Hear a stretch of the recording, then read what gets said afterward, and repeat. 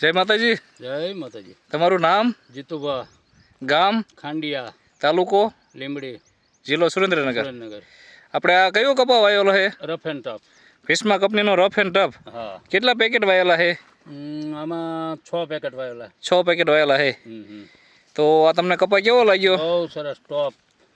કેવી રીતે? બહુ સારું બિયારણ, સિરીઝમાં ઝીંડવું બહુ સારું એમ. આમ કેવા આમાં ઝીંડવા તાર કેટલાક છે આમ?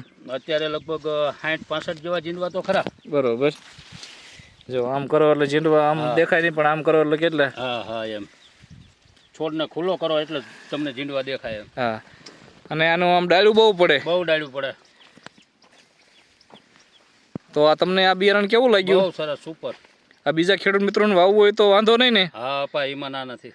બરોબર. આમાં રોગ જીવાત? બહુ ઓછી. બરોબર. કેટલા રાઉન્ડ મારે આપણે દવાના? ખાલી 2 સ્પ્રે. ખાલી 2 સ્પ્રે. બરોબર. આખામાં આવો ને આવો? આખામાં આવો.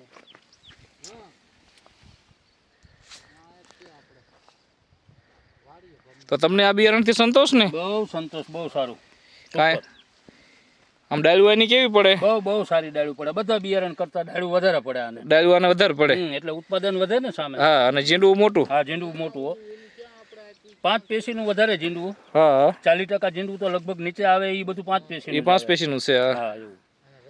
અને ઉપર સુધી ઝીંડવા છે તો એ હારા છે આમ? હારા એકદમ. સાઈઝ બધી હરખી ઉપર સુધી ઝીંડવાની. બરોબર. આમાં આમ ગુલાબી એળ ક્યાંય? નહીં, કોઈ વસ્તુ નહીં. બરોબર. કાંઈ વાંધો નહીં. તમે પણ બધા ખેડૂત મિત્રોને ભલામણ કરજો.